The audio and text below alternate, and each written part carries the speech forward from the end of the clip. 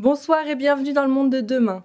Le numérique responsable prend de l'ampleur à Genève. La digitalisation de la société s'accélère, entraînant une multitude d'impacts économiques, écologiques et sociaux, des équipements à la consommation électrique en passant par la protection des données ou encore la fracture numérique. Autant d'enjeux techniques et sociétaux qu'il est nécessaire d'explorer en faveur d'un avenir plus durable. Alors, quelles sont les solutions proposées par les entreprises du secteur à Genève ? Comment sensibiliser davantage aux enjeux d'un numérique plus éthique? Comment bien préparer les prochaines générations? Reportage Colline Hutz et Nicolas Grangier. L'industrie de demain sera verte ou ne sera pas. Pour coller à cet objectif vertueux, la Green Tech y contribuera sans doute. Ce secteur rassemble les acteurs qui gèrent au mieux les technologies numériques et son lot de big data. Pour y parvenir, ils doivent eux-mêmes utiliser une technologie de pointe qui les guide dans cette transition verte. Les data centers sont devenus incontournables pour gérer tout le stock d'archives numériques des entreprises, financières en première ligne. Dans cet écosystème, l'américain Stack Infrastructure, qui a récemment racheté l'enseigne SafeHost, dispose de 4 bâtiments sécurisés en Suisse, dont celui de Plan-les-Ouates. Ce domaine, longtemps connu pour sa consommation énergétique effrénée, a consenti de gros efforts pour la réduire, surtout en termes calorifiques. On s'assure que l'air froid que l'on va distribuer pour refroidir les serveurs ne va pas se mélanger avec l'air chaud qui est restitué à la sortie des serveurs. On va travailler énormément sur l'efficacité des systèmes que l'on utilise, donc système de refroidissement, mais aussi système électrique. On utilise des onduleurs, on utilise des génératrices. On a mis nos génératrices à disposition et on a des mécanismes qui pourraient éventuellement être déclenchés pour fournir de l'énergie au réseau, puisque nos génératrices fournissent plus d'énergie que ce dont nous avons entièrement besoin. D'ores et déjà, nous sommes alimentés en énergie 100% hydro. Et ici, à Plan-les-Ouates, on participe en fournissant une partie de la chaleur résiduelle de nos infrastructures au réseau de chauffage 4 Ziplo. Avec l'inflation latente, la facture énergétique est un stimulant supplémentaire pour de tels acteurs. Mais s'ils veulent réduire leur empreinte carbone, encore faut-il savoir la calculer. L'empreinte carbone est un des éléments de l'efficacité énergétique. Il faut enregistrer des données sur une période suffisante, environ 1 an, et nous sommes en plein dans cette démarche. Donc nous attendons les résultats pour la mi-2023.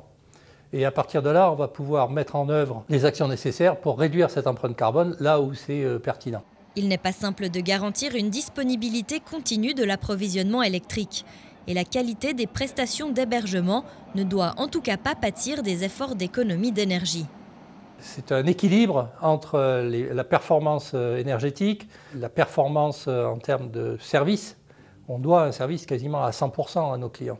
On a mis en œuvre des redondances suffisantes pour, en cas de problème, être capable de fournir toujours ce service. Aujourd'hui, notre niveau de service est de 99,999%. Le principal ennemi des data centers reste le feu. À cet effet, des bonbonnes d'azote sont stockées dans les sous-sols du bâtiment. Hormis l'aspect environnemental, la Green Tech comporte un enjeu plus social, la responsabilité IT.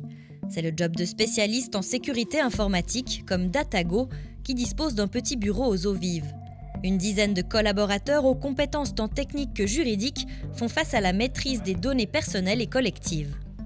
Je pense que le risque principal, c'est la perte de maîtrise finalement de cet environnement de données qu'on a sous responsabilité. Pour la partie entreprise, il y a évidemment des données confidentielles. On peut penser à des données financières ou des données de secret de fabrication ou de propriété intellectuelle. Ici, c'est un risque pour l'entreprise, mais pas forcément pour l'individu. Et la législation fait bien la différence entre les deux. On dématérialise, mais ensuite, on répartit ces données quelque part où on a ce risque qu'elles se ventilent dans des environnements non maîtrisés. Donc on perd la centralisation et le contrôle fort qu'on exerçait sur la donnée quand elles étaient uniquement dans l'entreprise. Ça, c'est un risque, effectivement. D'un point de vue juridique, les lois de protection des données, RGPD sur le plan européen et LPD au niveau suisse, sont en perpétuelle adaptation. La mouture nationale attendue en septembre prochain impliquera de nouveaux devoirs à l'égard des clients. Là, il y a un enjeu particulier en ce moment pour les entreprises de se mettre en conformité. Et puis les législations cantonales, elles s'occupent de la partie publique. Donc les organisations publiques, les administrations sont soumises à des législations cantonales et non pas fédérales. Même si elles traitent relativement des mêmes sujets, on a cette complexité d'avoir 24 ou 26 législations en lien avec la protection des données dans le domaine public. L'évolution technologique permettra sans doute d'apporter des solutions à un cadre de plus en plus complexe. On voit des accélérations dans le domaine de l'intelligence artificielle, mais aussi dans d'autres domaines. Il y a une prolifération des données et il y a une accélération de la capacité des gens à les croiser pour en déduire d'autres éléments. Et ça, c'est peut-être à la fois un enjeu et à la fois une menace qu'il faut justement balancer. Et peut-être que la législation doit nous aider à trouver le bon équilibre. Notons que la numérisation accélérée par la crise Covid a fait relâcher la vigilance de certains patrons face à la cybercriminalité. On le voit, la green tech est non seulement une nécessité écologique, mais une opportunité économique dont le potentiel d'affaires est encore insoupçonné. Alexander Barclay, bonsoir. Bonsoir Madame Sétier. Vous êtes délégué au numérique du canton de Genève, alors très engagé dans le numérique responsable. Dans les grandes lignes, qu'entend-on par numérique responsable ? Alors, lorsqu'on parle de numérique responsable, on parle de l'application des principes des trois piliers finalement du développement durable au domaine du numérique. Le numérique, lorsqu'on en parle, on imagine parfois quelque chose de très éthéré, de dématérialisé, des services qui ne sont pas accessibles, qui ne sont pas visibles finalement. Et en réalité, tout ça s'appuie sur une infrastructure, sur des appareils qu'on a toutes et tous et qu'on a de plus en plus. Vous en avez peut-être un dans la poche, un smartphone, vous en avez peut-être un dans le sac à main, au bout du poignet, un ensemble de capteurs, peut-être dans une voiture, à la maison. On a une multiplication finalement au plan individuel, mais en tant qu'organisation également de ces appareils-là, qui ont tous un coût environnemental conséquent. Et quels sont les grands enjeux du numérique responsable ? Les grands enjeux du numérique responsable, c'est de s'assurer que l'on respecte les engagements que l'on tient à prendre sur le plan environnemental, sur le plan social et sur le plan économique lorsqu'on mène une transformation, une transition numérique. À Genève, le Conseil d'État a décidé de déclarer l'urgence climatique et donc c'est de s'assurer que la transition numérique telle qu'on la mène à Genève est alignée avec l'impératif de la transition écologique. Est-ce que les Genevois et Genevoises sont bien informés sur ces enjeux qui concernent le numérique responsable dans sa globalité ? Alors, je crois qu'il y a une information. Je vous remercie pour l'invitation. Je crois que votre émission permet de le thématiser. On a tout un ensemble d'acteurs également à Genève et plus généralement en Suisse romande qui sont actifs de plus en plus sur les questions du numérique responsable, des acteurs de la société civile, des acteurs académiques et des acteurs privés également. On pense par exemple à des chercheurs de l'Université de Genève, à la Fondation Ethos qui est à Genève également. Donc, c'est un sujet qui est de plus en plus présent.